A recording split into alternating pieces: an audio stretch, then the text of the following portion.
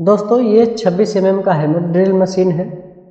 देख सकते हो आप लोग यहाँ से इसका डिस्क्रिप्शन वगैरह जो भी है ये देख सकते हो BS26 और इसमें लास्ट में 26 mm लिखा हुआ है। इसमें है आर्मेचर का प्रॉब्लम। कस्टमर के सामने मुझे इसको खोल करके बताना पड़ा था। मैंने इसको वापस से पैक किया और इसका खोलने वगैरह का सभी प्रोसेस आपको जानने के लिए मिलेगा। आर्मेचर किस कारण से ख़राब होता है वो भी बताऊंगा। और इसमें क्या हम बॉस का जो 600 मॉडल का ग्राइंडर आता है क्या हम कार्बन उसका इसके अंदर डाल सकते हैं अगर हमको 26 mm का कभी नहीं मिल रहा है तो ये सब चीज़ें इसके अंदर जानेंगे। तो वीडियो अगर आपको अच्छा लगे तो वीडियो को लास्ट में लाइक ज़रूर कर देना और चैनल पर अगर नए हो तो चैनल को सब्सक्राइब जरूर कर लेना। तो इस तरह से कुछ यहाँ से पीछे के इसके जो 2 स्क्रू लगे हुए हैं उनको खोल करके इसका ये जो पीछे का मोटर हाउसिंग का कवर है इसको इस तरह से निकाल देना है। मैं ये नहीं कहता कि आप वीडियो को पूरा देखिए, जहाँ जहाँ से आपका काम हो वहाँ वहाँ से देख सकते हो। स्विच में कुछ इस तरह से फील्ड कॉइल के हमारे 2 पॉइंट लगे रहते हैं। इन दोनों पॉइंटों को इस तरह से अलग निकाल देना है ताकि हमारा जो काम है यहाँ पर करने के लिए आसान हो जाए। तो अब देखिए यहाँ पर गौर से ये जो कार्बन होल्डर है इसको इस तरह से कुछ सीधा करके और इसको हमको निकालना है। इस तरह से इस एंगल में हम इसको रख लेंगे। एक पतला सा स्क्रू ड्राइवर लेंगे और यहाँ से इसको इस तरह से धीरे धीरे से ऊपर की साइड खिसकाएंगे। इसको फिटिंग करने में काफ़ी परेशानी होती है, निकालने में तो आराम से निकल जाता है। देखिए ये दोनों साइड में एक लॉक जैसे ये लगे रहते हैं दोनों साइड में। ये हमारे क्या होते हैं कि पतले पतले खांचे रहते हैं वहाँ पर सेट रहते हैं। तो इसको इस तरह से कुछ बाहर निकाल लेना है। ये देखिए इसका कार्बन का जो पोजीशन है वो कुछ इस तरह का हो चुका है। कार्बन का पोजीशन खराब होने की वजह से इस मशीन में ये सब दिक्कत आई है। ये देख सकते हो यहाँ से आर्मेचर है जो ये देखो इसका जो कम्यूटेटर में जो हमारा पत्तियाँ लगी रहती हैं वो सभी पूरी तरह से उठ चुकी। ये देखिए इसमें टाइम टू टाइम कार्बन ना डालने की वजह से ये खराबी इसके अंदर हुई है। इसलिए कार्बन का ध्यान आपको रखना ही है। जिस टाइप से आपका मशीन चलता है, कितना मशीन चलता है वो आपके ऊपर डिपेंड करता है। वैसे यदि अगर डेली चलता है आपका मशीन तो 1 महीने बाद में आपको कार्बन चेक ही कर लेना है अगर ज़्यादा स्पार्किंग आर्मेचर नहीं होता है तो। इसको खोलने के लिए सब यहाँ के चारों जो स्क्रू लगे हुए हैं खोल लेना है और यहाँ से कुछ स्क्रू ड्राइवर की मदद से इस तरह से आगे की साइड खिसकाना है ताकि हमारा गियर बॉक्स वाला जो भाग है वो किसी भी तरह से साथ में नहीं आए। वैसे नोब लगा हुआ है नहीं निकलेगा।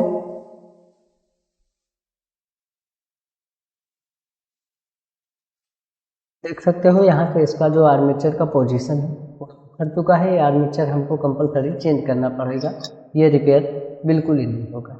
तो देखिए इस तरह से कुछ इसका आर्मेचर निकला है।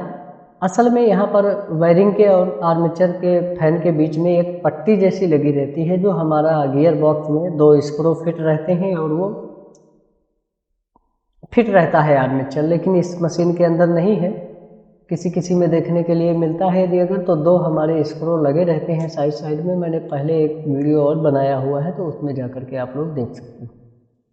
ये देखिए कार्बन की वजह से ये जो आर्मेचर है ये खराब हो चुका है। तो देखिए हम इसके सामने अभी लेते हैं एक नया आर्मेचर।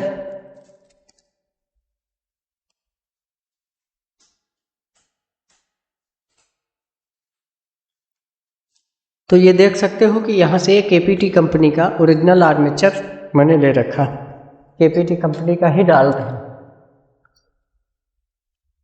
आप लोगों ने यहाँ से मैंने बॉक्स दिखा दिया है, देख ही लिया होगा। और चलिए इसको निकालते हैं और अच्छी क्वालिटी का आर्मेचर बना करके देता है हमको। तो ये देख सकते हो यहाँ पर KPT का ही है और इसका पार्ट्स नंबर जो है वो इसके ऊपर लगा है। यहाँ से स्टिकर लगा हुआ है, इस स्टिकर को हम लोग निकाल देते हैं।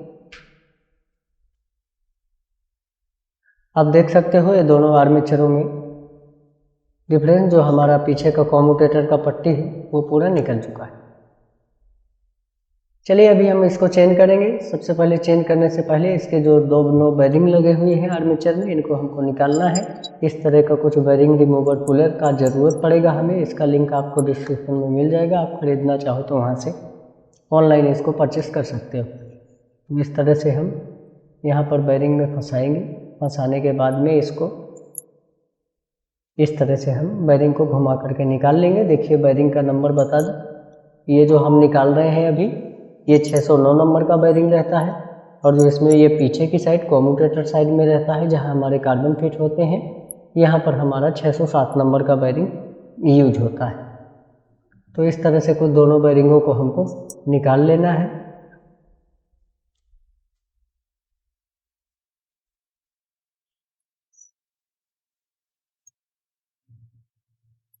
तो चलिए इस तरह से कुछ दोनों बैरिंगों को हम लोग निकाल लेंगे। बैरिंग निकालने के बाद में यहाँ से थोड़ी साफ़ कर लेते हैं, और इन साफ़ करके बैरिंग अगर ख़राब है तो बेशक हमको चेंज कर देना है। अब यहाँ से इस तरह से कुछ बैरिंग रखेंगे और ऊपर से इस तरह से हल्का सा थोड़ी सी ठोकर मारेंगे। इस बैरिंग को पहले इस तरह से सेट कर देंगे।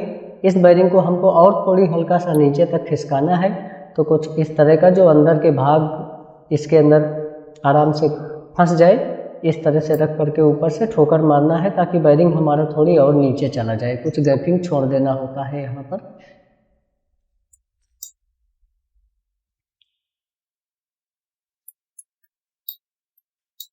तो देखिए कुछ इस तरह से इतना गैप छोड़ करके इस एंगल में कुछ बैरिंग को हमको कर लेना है फिट। अब चलिए जो 609 नंबर का बैरिंग है यहाँ आगे वाला, इसको भी हम फिट कर देते हैं।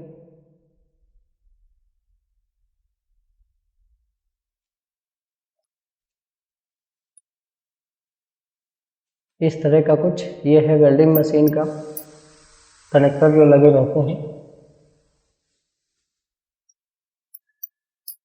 होल्डर भी बोलते हैं इनको। तो इस तरह का कुछ भी ले लीजिए जो इस आर्मेचर के गियर के अंदर चला जाए और बैरिंग में सपोर्ट हो जाए। अभी चलिए इसके ऊपर इस तरह से लगा देंगे हम लोग ग्रीस।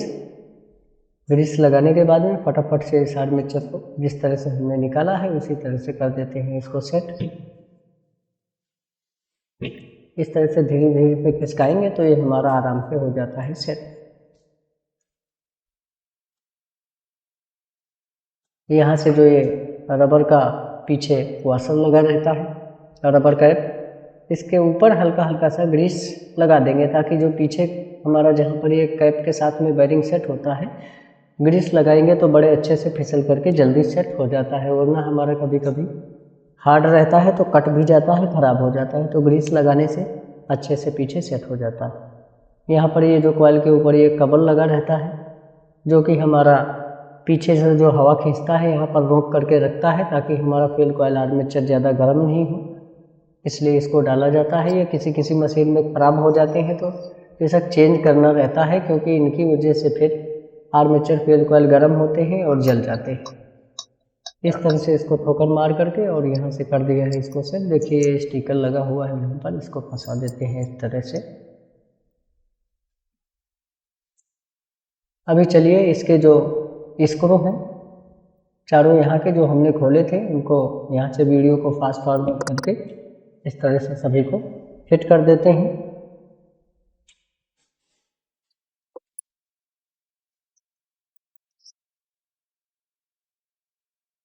ये वीडियो आप लोगों को कैसी लगी ये मुझे कमेंट बॉक्स में ज़रूर बताना।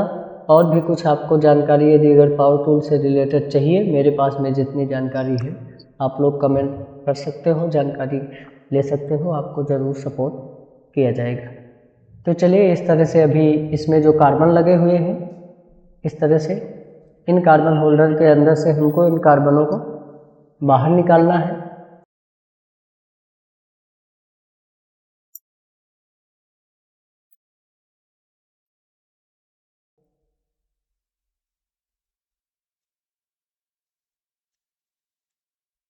इस तरह से हमको इन कार्बनों को निकाल लेना है बाहर। ये देखिए फंस गया है बीच में, यहाँ से इसको कट मार देते हैं, इसको इस तरह से निकाल लेते हैं। दूसरी साइड का भी जो स्प्रिंग है इसको इस तरह से ऊपर खिसकाएंगे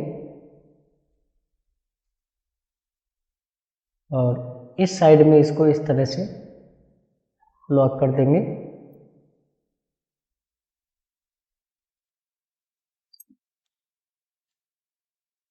इस कार्बन को भी हम यहाँ से इस तरह से निकाल लेते हैं। अब इसके अंदर हम लोग 600 एंगल ग्राइंडर जो आता है उसका कार्बन डाल करके मैं आपको बताऊँ, ताकि कभी कभी छोटी एरिया में 26 mm के जो कार्बन है वो स्पेशल तौर पर नहीं मिल पाते हैं, तो आप लोग को कंफ्यूज नहीं होना है। मेरे पास में है, लेकिन मैं इसमें 600 के भी कार्बन डाल करके आपको बता देता हूँ और मशीन बिल्कुल परफेक्ट चलेगा, कोई दिक्कत नहीं आएगा। यहाँ से आर्मेचर को घुमा करके देख लेते हैं, तो देखिए ये हमारा बिल्कुल ओके है। ये देखिए ये है कुछ 600 के कार्बन।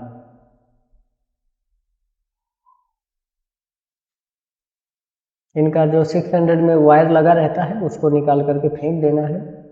और 20 mm के कार्बन भी हम इसमें डाल सकते हैं। 20 mm में भी स्प्रिंग लगा रहता है 20 mm के कार्बनों में, तो उसका स्प्रिंग और पीछे का जो वायर रहता है उसको निकाल करके फेंक सकते हैं और इसके अंदर डाल सकते हैं। इस तरह से थोड़ी परेशानी होगी, यहाँ वीडियो को ध्यान से देखिएगा कि किस तरह से इसमें सेट करना है कार्बन होल्डर को।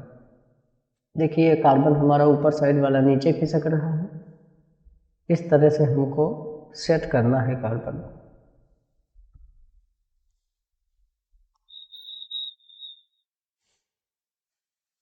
अब देखिए ये दोनों साइड में इस तरह से ये लॉक लगे रहते हैं स्प्रिंग जैसे, तो हमारा कट जैसा बना रहता है जितने में हमारे ये लॉक सेट हो जाते हैं। इस तरह से इनको यहाँ पर घुमा करके बीच में एक लाइन जैसी दिखती रहती है, वहाँ पर इनको सेट करना रहता है और धीरे धीरे से इसको दबाना रहता है। इस तरह से सेट करके, और देखिए अब कार्बन हमारे इसमें जो 607 नंबर का जहाँ पर बेरिंग सेट हुआ है, यहाँ पर हमारे कार्बन टच हो गए हैं तो बाहर नहीं निकलेंगे, तो हमारे जो स्प्रिंग है उनको हमको उसी पोजीशन में ला देना है जिस पोजीशन में हमने एक को ऊपर चढ़ाया। दोनों साइड का घुमा करके, काफ़ी संभालने वाला काम है यहाँ पर। इन स्प्रिंग को इस तरह से और ये खांचे में सेट कर देंगे, तो हमारे कार्बन है जो वो आराम से इसके अंदर सेट हो जाएंगे इस तरह से। अब स्प्रिंग सेट करने के बाद में अब इस कार्बन होल्डर को हमको दबाना है नीचे की साइड। इनको संभाल करके रखना है, ये इधर उधर खिसक जाते हैं फिट करने में। ये तो यहाँ पर एक गैप जैसा दिया रहता है, उसके अंदर ये सेट होते हैं इस तरह से।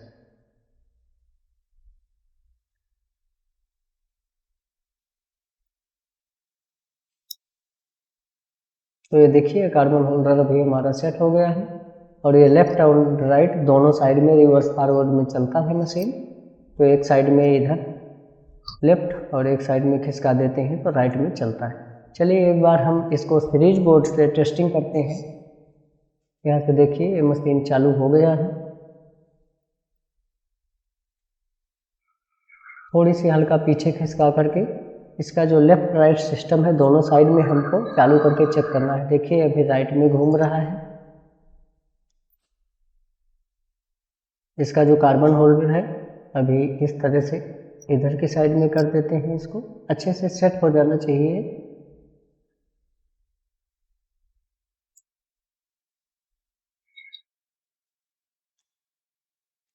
अभी देखिए लेफ्ट में घूमना चालू हो गया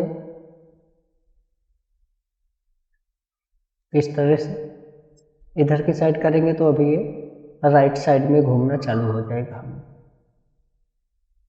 तो यहाँ से अच्छे से चेक कर लेना है, दोनों साइड में चलना चाहिए।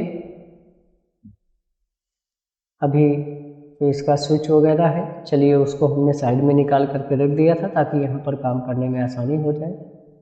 इस तरह से हमको स्विच में सेट करना है। देखिए कार्बन होल्डर जो है वो सीधा सीधा नहीं रहना चाहिए। यहाँ पर ये स्विच में एक नोक जैसी निकली रहती है, वहाँ पर खांचा रहता है, वहाँ पर हमको इसको सेट करना रहता है। बहुत लोगों को इसका जो स्विच है उसको फिट करने में परेशानी होती है। तो ये कार्बन होल्डर हमारे अगर यहाँ पर सही एंगल में नहीं होंगे तो हमारा ये सेट नहीं होता है। तो इस एंगल में कुछ सेट कर देना है और इस तरह से स्विच पर जाके पीछे का जो हमारा कवर लगा रहता है वायर को लॉक करता है। अभी यहाँ पर ये जो दो पिन है फील्ड कॉइल से जो निकल करके आए हैं, जिनको हमने पहले निकाला था, इनको सेट कर देंगे। स्विच को नीचे की साइड इस तरह से पुश कर देंगे तो ये हो जाएगा सेट। अभी चलिए पीछे का जो कवर है, इस वायर को कुछ इस तरह से यहाँ पर लॉक कर देते हैं। इस तरह से वायर इधर उधर नहीं होना चाहिए, अच्छी तरह से सेट कर देना है। ये पीछे का कवर इस तरह से सेट करेंगे। ये कवर में भी यहाँ पर पॉइंट है, ये बाहर नहीं निकलने चाहिए। यहाँ पर किसी किसी में छोटे छोटे पॉइंट दिए रहते हैं। अच्छे से सेट कर देंगे इसको। सेट करने के बाद में इस मशीन को हम भी बिना स्क्रू के फिट किए ही चालू करते हैं। तो देखिए सीरीज मोड में हमारा मशीन बिल्कुल फ्री चल रहा है, जाम वगैरह नहीं है। इस तरह से घुमा लेते हैं इसको, तो देखिए लेफ्ट साइड में भी हमारा अच्छे से काम कर रहा है। चलिए अभी डायरेक्ट कनेक्शन दे करके चालू करते हैं इस मशीन को।